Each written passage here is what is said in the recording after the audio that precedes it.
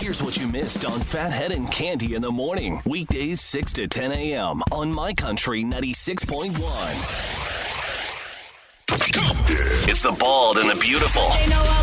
Everything from Nashville to Hollywood on My Country 96.1. Well, we start with TikTok being used for good. Kelsea Ballerini got wind of a message a young fan, or I guess mother of a young fan, Avery, sent her, and was saying that Avery battling cancer using one of Kelsea's songs as an anthem, and they had an exchange back and forth, and it looks like if Avery is feeling up to it, she will come see Kelsea early April in Kansas City, I believe, is the show that they were discussing. So there you go, social media for good, and Kelsea doing what she always does, helping out a young fan, and hopefully Avery feeling okay and up to it.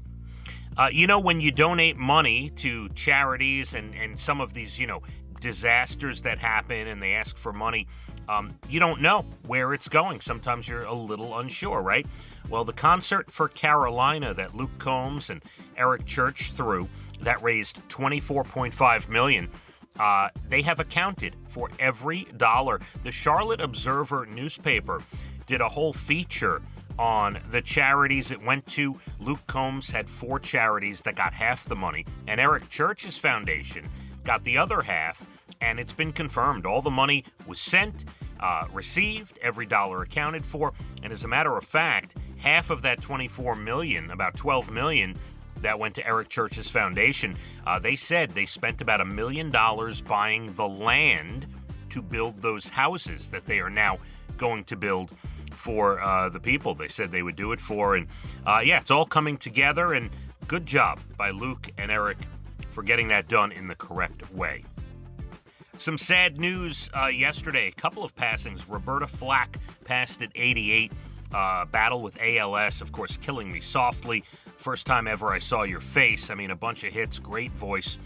Roberta Flack, 88.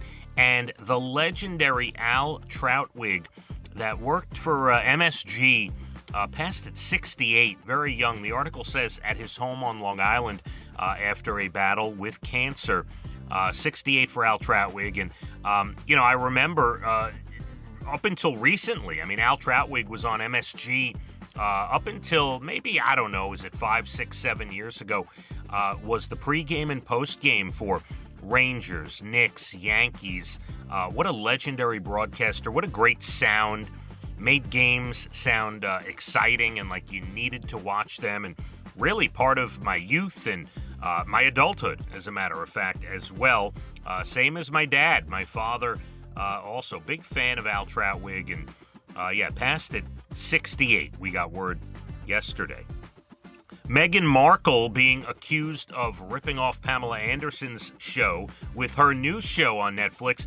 According to people who've seen the trailers, they look similar and it's almost freaky. And I guess they're both kind of like cooking shows. And anyway, I have not seen any of the details or watched any of it, but supposedly Meghan Markle took a lot of creative license from Pamela Anderson's show.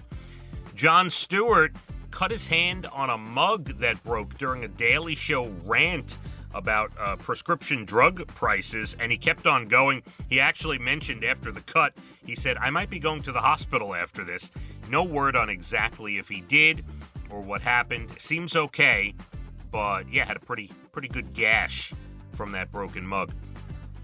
Sad news also from Kylie Jenner. Her hairstylist, Jesus Guerrero, died unexpectedly. Young guy. I didn't get the age. Looked maybe to be in his 30s. And she was very close with him, like very close friends. She is grieving with the family, and Kylie Jenner, word is, paying for the body to be transported back to Houston and all expenses that will come with the funeral and anything else that goes on. Just terrible, too young. William Shatner in talks to return as Captain Kirk. Don't know exactly when, where, TV, movie, I don't know, but William Shatner supposedly going to revive his role as Captain Kirk. Lester Holt steps down from NBC Nightly News this summer. Doesn't look like it's a medical thing or anything like that. Just looks like the typical shakeups that are happening at different channels and networks and things, and Lester Holt decided it was time. And finally, we gave you some news yesterday about the Yankees, their new beard policy, and, well, now they have come out and said they will only play New York, New York after a victory. Songs will change after a loss depending on the loss, and they'll have a number of songs they could go with, but New York, New York. And by the way, that's the original way George Steinbrenner wanted it. Back in the day when it started, it would only play after a win. Then they just started playing it every game. They're going back to the original thing, which I agree with. You play New York, New York after a victory. That's it. Otherwise, you don't deserve to play it. TV tonight, CBS with the FBI series, FBI International, FBI Most Wanted. Fox with Kitchen Nightmares, NBC Deal or No Deal Island. Got the Joe Schmo Show on as well tonight. And Netflix today with the Full Swing third premiere. Full Swing is a golf documentary behind the scenes of famous golfers. This is the third season, and it'll feature Scotty Scheffler, Bryson DeChambeau, and Rory McIlroy. Big names in the sport. And there you have it, your Bald and the Beautiful entertainment, everything from Nashville to Hollywood. Man, we got a couple of beautiful days here set up for you. 50 and sunny, it looks like, the next couple of days. Phathead and Cande, My Country, 96.1. Phathead and Cande in the morning, weekdays 6 to 10 a.m. on My Country 96.1.